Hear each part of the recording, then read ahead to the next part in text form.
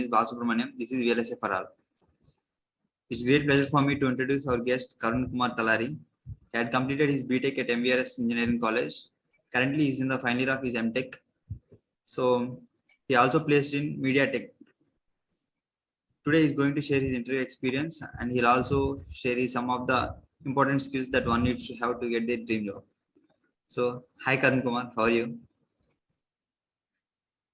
Hi Bala, how are you? Hope I'm fine as well. Okay, let's have a brief introduction about yourself from your side. Yeah, as you rightly said, I completed my BE in Electronics and Communication from MBSR Engineering College in 2018. That is actually in Hyderabad. Later, later I worked for an Accenture, which is an IT firm, Okay. in .NET technology for 1 year. Then I felt like it would be better than if I go to code sector, maybe because of the interest that I had during the BTech. So that made me to drive towards this BITS Pilani. So Yeah. I went for almost after 1 year of Accenture experience, I thought, okay, let me try some core domain because I felt like it's little boring kind of thing. Yeah. And my BTech percentage was also good. So I felt, okay, let's go for a try. If I can get a very good rank in GATE, it's fine. Otherwise, let's see next year. So that was the point in 2019, I suppose. After that, I had 6 months break where I actually revised my GATE notes, which I attended coaching right in my third year. That was in 2017. So the coaching which I went in 2017 helped me in 2019 end. Okay. So I just revised it. So I thought of giving a shot for the GATE 2020, I suppose. Yeah. So I got, but at that time, since it was the first attempt, I just got 41 marks, I suppose. 41 marks. With that 41 marks, I was not that satisfied because I already left a job. So going to a nominal college is not that my aim. So if I want to get in, I have to get into core domain right away. So 2020 GATE was a big disaster, I would say. So later I thought, okay, let's give a shot in BITS HT as well. Luckily, I wouldn't say, okay, there was a gap between GATE and BITS HT exam. So that gap helped me a lot in revising things far better. So I got in BITS Goa embedded systems right now in second year. Okay. How much is your GATE rank? GATE rank was around 5,000, I think. Okay. So you got admission at BITS Pilani. It is not through GATE actually. So with 5,000, I don't think I would be getting a better college. Okay. After GATE, it's almost 8 months gap I had. So I thought of revising many things. After GATE only, actually, it was actual preparation that started, I felt. So through BITS, there is an exam called BITS HT, where you can apply without GATE. Okay. Through that exam, 50% of the seats will be filled. Through GATE, 50% of the seats will be filled. So they'll and give if you you come admission from based GATE, on that. Based on the score that you get in the HD, higher degree exam. Okay. Generally in BITS Pilani, the fee structure is very high when compared to other NITs and IITs, right? Yes. Yeah, is it Yes, worth yes. doing in MTech over there with that much high fee structure? Yeah, that was the same question I had when I was applying for the exam, that the BITS HD exam. But looking at the placement scenario and the percentage of people getting placed, I felt it's okay. And I'm basically not from a rich family, though. I'm first graduate in my family. So, okay. So from my end, I thought a lot because I left a job of almost 4 lakhs. Okay. And again, I don't want to invest from my parents' pocket. So that was a question where that made me think about education loan. Okay. So I contacted banks. They said it is a good decision to, because banks were ready. Before I go only, they were actually calling me that if you go, this is the advantage of getting in future also, you'll be having some sort of benefits. So I felt, let me avail it. That's it. So you have taken education loan, right? So yes. Education loan. Okay. Have you done internships in your MTech? Internship in MTech. Presently, I'm second year, first sem. So in the second year, second sem, BITS has a very good unique program all over India is the practice school program. That is another thing that I want to add. See, as you said, is it worthy to pay 10 lakhs of suppose if that is the fees? So practice school scheme, I just want to explain what is this practice school. Okay. Every student in MTech has to go through 6 months compulsory internship, irrespective whether he is placed or not placed. If he is placed, then he has the opportunity to do the internship in the same company. If he is not placed, then based on the CGPA and based on the priority given by the candidate, he will be sent to a company. For example, Samsung, Nvidia. Okay. There are big names in this 6 months course as well. Okay. So that gives a very good exposure. And even if you are unplaced on campus, you have second opportunity to get it through the 6 months internship program of Okay. BITS. So you haven't done internships till now? No. Okay. So usually for the students who are at the starting point of their placement preparation, the things that comes to their mind is how to start preparation for the placements and what are the subjects that we need to cover. So how did you started your preparation for placements? Yeah, this is a good question actually, because even every student, whether it is BE or in ME, the first question that comes, how do I prepare for placements? Yeah. So, for example, if we suppose ME, he'd be exactly after first year. If Okay. he is in BE, then definitely maybe 3.2 to 4.1. The question when it comes to preparation of placement, first he need to know the target companies, what for he's preparing, whether he's preparing for the core domain or is the an IT domain.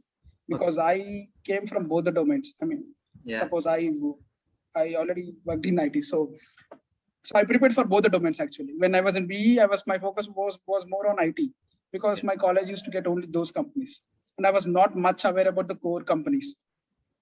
But in my ME, I was more focused on the core companies. Okay. So what kind of companies you are targeting? Based on that, you have to get the review from seniors. What kind of questions that they are asking? What is the material? What is the expected outcome from us? What kind of projects we need to do? Or what kind of core skills that they are expecting from a fresher? So if you have the more interaction you have with your seniors, it helps a lot. During your selection process, how your selection process done? You can explain every round, step by step of every round. We spend more time for this question. Okay. You can be as precise as possible. Okay. Basically, when it comes to any, not only Mediatek, when it comes to any company, it will be specifically depends on the number of rounds that they go through. For example, few companies have 4 rounds, few companies might have only 3 rounds. For few companies, it may last even for 7 to 8 rounds as well. So coming to the company that I attended, it had only just 3 rounds. So the round 1 was the written test, where it had aptitude questions, which is very common to everyone, and it had questions from basics of engineering. It was a separate section there where questions were even from +2 level. That was a little surprising for me. I still remember there was a question on Studinger wave equation. And when it comes to third section, it had questions from Verilog, C, digital electronics, and few questions on analog, and finally network theory as well. So most of the questions were not in depth, but they were very basic in nature. But they had very good concepts in them. I mean, they tested a lot. So they want to cover many things, but not Just basics. to the depth. Yes, basics. Since it is just an elimination round. Okay. I'm coming to round 1. That was the technical round 1. So it basically lasts for 45 minutes to 1 hour. It depends on the panel. And similarly, round 2 also lasts for 45 minutes to 1 hour. Coming to round 1, they actually start with the basics. Like for me, it was like, it depends again. Panel, it is with respect to panel. So few people start from your introduction, few start from projects. For me, it was like they first asked me to introduce myself. And since I'm from embedded systems, they were like, what kind of subjects you had in this course? And since I applied for a VLSI profile, they were a little surprised. They were asking, okay, are you happy with the VLSI domain, or you are interested in embedded domain? So I said, I'm comfortable either. Then they were like, what kind of VLSS subjects you have gone through in this MTech. Then actually not MTech, it is ME in bits. Okay. I just want to correct. Yeah, it's ME. So I was like, okay, in coming to bits, they have many common subjects between this microelectronic guys and embedded guys. Okay. So I suggested those subjects. So he was like, okay, happy. And he started me right from the C code. Since I told I'm from embedded, he was like, okay, let me start with the C language. Okay. Then the first question was write a C code on setting and clearing a bit. Okay. So he asked me to type that code as well, and which the syntax, how I called the function and everything. It took me almost the basic program, but it took me almost, I think, 10 minutes there only, because he asked me to change here and there. He asked me to change the data types. There was a discussion over that small piece of code. He asked me what are the different data types. The moment he saw the data types, he was questioning more on the data types. The moment he saw the functional call, he asked me what are the different types of function calls and all. So the discussion, I wrote almost 5 to 10 minutes, and the discussion went on till 20 minutes, 22. After that, the questions were from basics of C again. What is the difference between constant and volatile? Then after I said the difference, then he was like, can you explain with a suitable example? So my example was not that satisfactory, but he said, okay, somehow you got happy. The moment I framed a good example then and there. They are more focused on the practical examples rather than the theoretical one that we give. Okay. Then he moved on to other questions of like, do you know Verilog? So I said yes. So then he asked, what is the difference between C and Verilog? What is the use of Verilog when you already know C? So such type of grilling he started right from Verilog. Then it took almost 10 minutes for Verilog. Okay. So I think last question was difference between 2D array and 1D array, and asked me to write an example program. Okay. I mean, he asked me to type it on the notepad there and there. Okay. Then after that, he said, your round 1 is done. Then I was shocked. It was only a pretty basic question that he asked. He said, round 1 is done. Then I thought, oh, round 1 is done. So he just asked me to wait for 10 minutes. He would call the other guy. The other guy came and he started again the basic point. He started this time. He was like very specific to the resume that I posted. Okay. So he was like, okay, let me start with your resume. Then he looked into my projects. He said, your projects were very inclined to embedded domain, because my projects were like IoT and Raspberry Pi based. Okay. 1 or 2 projects on Verilog, system design based on Verilog, and 1 processor, MIPS processor implementation. Okay. So he was not that interested, because he felt like my projects were more inclined towards embedded. So he didn't ask any question from Verilog. I mean, not Verilog, no, any question on the projects.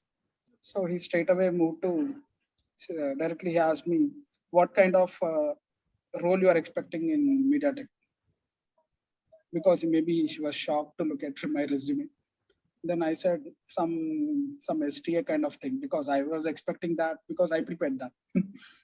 But surprisingly, he said, okay, STA. The moment I told STA term, he got, okay, let's go into that domain. And he started me asking, what is STA? And he started grilling from there. And he was telling, what is setup time? What is hold time? Why do we go for this? Why not this?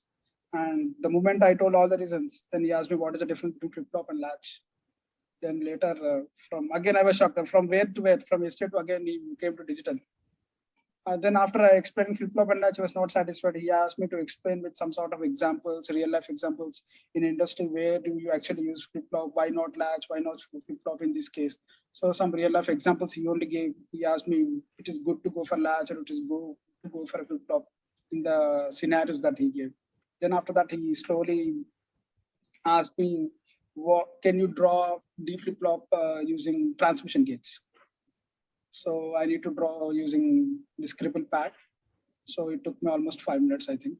I forgot everything. The moment, because after round 1 only, I forgot everything, whatever I prepared. So slowly, I took some time, but yeah, somehow I completed that. After 6-7 minutes, he was just gazing at the screen the moment when I was doing it. At the end, he said, okay, can you explain me the setup time and hold time with respect to this diagram too? Then I told, okay. it was a shock because I never expected that after drawing a diagram, he would be asking to explain in that the setup time whole time with respect to this. Then I took some time, sir, let me think, sir, I asked him. So he gave me couple of minutes to think. Then I understood, okay, this is this. Then I explained the setup time and hold time variation with respect to this transmission gates, how it works. He was not that completely satisfied, but he was happy. I told about turn off time, how the whole time gets affected by the turn off time changes and all. He was happy because I took some time, but anyway, he was happy. Then he asked me to draw the asynchronous reset for that same diagram. Then I drew something. He was not satisfied. Then he gave hint actually. He told you have to use a single gate. What kind of gate you use? Then I told AND gate. Then he was like, AND or no, NAND. Then I told NAND. Then he asked me to draw with AND and NAND and explain the difference also. Whatever we tell, they ask it, they pull us into the same domain and they ask us to know the difference between the both. That was funny part, but yeah, they do help in the interview. And then again, they went to Verilog. Do you know Verilog? He asked. Then I said yes. Then the first question was, is for loop synthesizable? Then I said, sir, it is synthesizable with respect to few conditions. And when it comes to in the for loop, if we use only parameter or a constant variable, it is synthesizable. Otherwise, it's not. Then he thought maybe let's not go into Verilog side. Then again, he went to C. Then he asked some binary search code. And he asked some number of cycles are there. How did you optimize and all? And that's there in the second round. Then he said, okay, it's good. Then I just asked him the feedback. Then he was like, feedback, you should have already known it. Then I said, okay, sir, thank you. And basically my interview, I just want to emphasize that my interview did not go completely smooth because I wouldn't say, because on that time my Cisco was Cisco WebEx, whatever we'll be using for the interviews, that was not working. I mean, my voice was not audible to them. So my complete interview was like, you will be visible through the Cisco WebEx and audio is through my mobile phone. Mm-hmm. So it was something which unexpected. Mm-hmm. Even I was not feeling comfortable in the first 10 to 20 minutes because I was speaking something, he was understanding something else. But somehow it was unexpected than what we think. But still, yeah, those are the situations where we need to think a little more confident, I feel. Because he understood that the situation was different. It was not like you speak as if I'm speaking now. I have to speak in the phone and it was some latency issues also. There were some disturbances. Somehow it was good and the result was positive. Finally, it went very well. Yeah. Yeah. Okay, questions were also good, I felt. Not that easy and not that difficult. Yeah, your job role is STA related kind of, huh? Not now. I mean, the present one or the Mediatek you were asking? In Mediatek. I don't think, because that was not revealed by them directly. They just said maybe verification or something related to STA. That was not exactly revealed. Okay. Can you explain brief about? So that is the reason I think. Yeah. Maybe that is the reason they asked me both the Verilog perspective, C perspective, and at the same time he asked me some questions on STA. Maybe they were not clear about that. And can you explain me about what is front end and back end with the best differences that you know? Coming to front end, we'll be morely focusing on the RTL design part and verification part, which is basically where our BTech guys or ME guys love to do, because it is the domain where we get more exposure in the college. Okay. Coming to backend, where we'll be more dealing with physical design and static timing analysis. So when it comes to students' point of view, they are more theoretically strong rather than practically not that good. I won't say not that good because of the exposure that we get in the colleges. Because not everyone will be having the labs and the facilities. Yeah. And since I am from embedded domain, I would say I would be more inclined to RTL design and verification, because I'm not that exposed to this backend part. Okay. Since I'm not from microelectronics. A pure microelectronics guy always loves to do backend, maybe, probably. I don't know. But when it comes to embedded guys, because we like some sort of coding and all, so we'll be more interested in the front end part of verification, whether it is IP verification or a design point of view, it is an RTL design, where we will be writing the complete system design using the Verilog code. Okay. Yeah. During the selection process, after completion of the initial rounds, you have a HR round, right? In that, they'll assess your strength, the weakness, and all, whether the person fits into the job or not. So, how did your HR round went on? Yeah. To be frank, HR round is not that of we need to bother about when it comes to technical companies, what I felt. Because I worked in Accenture, so I know how the HR round went at that point of time. When it comes to IT companies, HR round was very crucial, I felt. But when it comes to technical, if you're very strong and technical, so HR round is not that tough where you will be eliminated there right away. So be open. They will be asking about, yeah, as you said rightly, about strengths and weaknesses. So whatever you feel you have strength or whatever domain you feel you are weak and how you overcome. If you have some clarity about yourself before itself and if you're open in the HR round, that's kind of feel. Yeah. Okay. As you said, you have done many projects, like you have done project on Verilog, you have done project on C, embedded systems and all. So on what basis you have selected the content of the project? Like you have selected the content to to gain good knowledge in the placements, or you have selected the content based on your interest?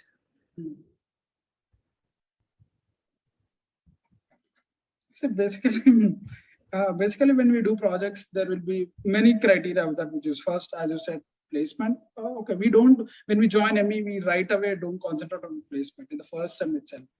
So at that time, we'll be more focusing on academic part. So the first set of projects will be from academic point of view. Like, for example, if you go for, my first project was something related to system design using Verilog. So some FSM kind of thing, or some sort of basic combinational circuits or sequential circuits in Verilog. So those were like pretty basic in nature, not targeted oriented to placement, but those were like, those are the things where you boost up yourself in the initial. So my initial projects were slightly inclined to academic side. Later, when it comes to after the first sem, then I thought about, okay, let's have some good projects for my own profile. So then I thought about IoT and using Raspberry Pi, I want to have some automated system. That was out of my interest. It was not academic. So because since I'm from embedded domain, I have to be a little more good at coding. At the same time, I need to be good at using this any sort of chips for real-time applications. So I thought, okay, let's have some knowledge or exposure towards IoT kind of thing. And apart from that, coming to placement-oriented projects, I don't think I have never kept any project which is only related to placement. So because done it's good to have based on your interest. Yeah. Fewer interest, fewer based on academic. I mean, as a part of assignment, you do something, so you extend it. Like okay. Coming to the resume part, how many minimum number of projects that one needs to have to show their resume more effective? Yeah, actually, see, it depends on the panel, and your project should also be very interesting. See, for example, you go with a good project on IoT for a VLSI company, which I did. So he will not be that much interested towards our resume. So in the interview process that I said just before, I never felt that interviewer was very much interested in my resume. He was more focused on the domain that he came for. He was only testing my basics in the domain that he is interested in, the domain that he wants to put in me. So I feel projects, okay, have 4 projects is good. Having 4 good projects, I mean, good in the sense, good with respect to the company and with respect to the domain that you are expecting. For example, the main reason for me to put into more questions, I mean, the main reason to make him ask more questions on Verilog is maybe because I have kept more projects on Verilog. 2 to 3 system designs I've kept, and 1 or 2 IoT kind. So he might have felt IoT in the sense, maybe he might have done sort of C coding. So let's ask him some. So it's like our projects only giving him the idea of what kind of questions that he need to ask to that candidate. So it's better to go with the interest and choose something relevant to the company. Okay. And number of projects, 4 should be quite enough. I had a question that if a person did not get placed during the on-campus interviews, if he wants to try from outside, what extra skills that one needs to have to get placement at good company?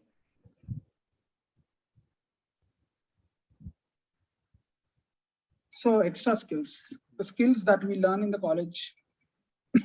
So you think the skills that we learn in the college are not sufficient? That is the reason that he not got placed. No, see, getting not placed is like it depends on various factors, not about only skills. It depends on the luck as well, and the number of people applying on a single day, and the number of companies in that academic year. So I feel if it comes to skills, then it's good. He need to work it on. Maybe he need to think about his weaknesses, whether he is not that good in communication, or whether he is unable to good in the part of system design, or whether he is not good in digital electronics, or not good in explaining technical things in a right way. So he need to look at his own profile once and recheck it and just work on it. That's it. Okay. Rajit sir told that you have taken courses from the VLSI for all. How did they help you to get the job?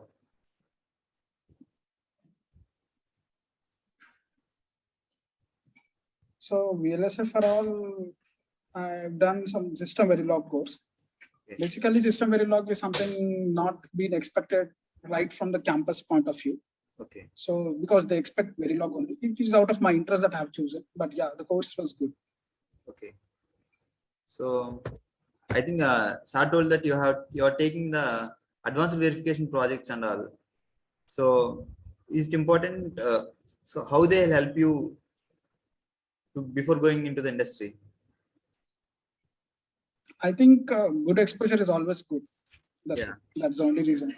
The more exposure I get before joining, I think I will be more comfortable while understanding things. That's out of my interest. Okay. Yeah, fine. Would you like to share anything to your juniors?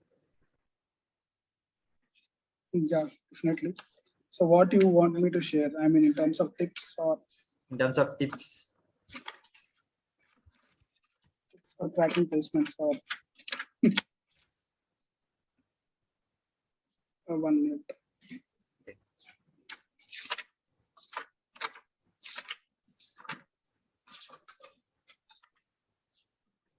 Like how to build resume to find it more attractive, because the resume is the face of the student for a interview panel, right? Yes. So how your resume has to be, it is you who has to decide your own resume, I feel, because everyone can't come up with the same resume. Even if you go, for example, if a company is coming, if 5 students or 6 students are going with a similar resume, then that doesn't look to be good. I mean, it gives a bad impression as well about the candidates. So better make resume very unique and make sure that you cover all the strengths in that resume and make it precise, and at the same time make it genuine. Okay. So being genuine is always good, because it will never make you get into some unnecessary troubles. Yeah. And some necessary point that I want to cover for juniors is be strong in fundamentals, whether it comes to be C coding, digital electronics or analog electronics, whatever that you prepare for your gate or any technical exam as such. Be strong in your fundamentals first. Yeah. Then if you find any weaknesses, please try to overcome it through practice or through understanding. Since nowadays everything is available online, so through extra courses that you attend, make sure you overcome those weaknesses. And another good suggestion for BTech guys would be try to maintain a very good network and have very good friend circle with similar mindset, because this is something which adds a lot to the future, because no one will be telling us that this kind of courses you need to do, or this kind of skill is presently required by the industry, unless you go to industry. So try to maintain a very good interaction with the seniors first, and maintain a very good network among yourself, so that you get very good ideas, you can do good projects, and your thoughts also get changed. And coming to other one, try to explore more. I mean, since you are in BE only, or better to have very good coding culture, because I've seen many of the guys will be escaping from coding. So better to have some good exposure towards coding as well. And try to use platforms like C in Geeks for Geeks. Okay. So many platforms are available right now, because I don't think 5 years back or 6 years back, such kind of facility was not that Yeah. prominent. Now everything is available online. It's up to the student who need to gather information and get it in the right way in the right time. That's it. Yeah. Anything I missed? Okay. Anything I missed, Bala? You just tell me. I made it simple and crisp. Yeah. You covered everything. Okay, fine. Okay. Okay, Karan Kumar. Then let's close the session. Okay. Nice time. It's Yeah. time. It's been good. Yeah, thank you so are much for coming up with sharing your very valuable good, time with us. platform where you'll be motivating us. Yeah. Thank you, Bala. Okay, thank you so much.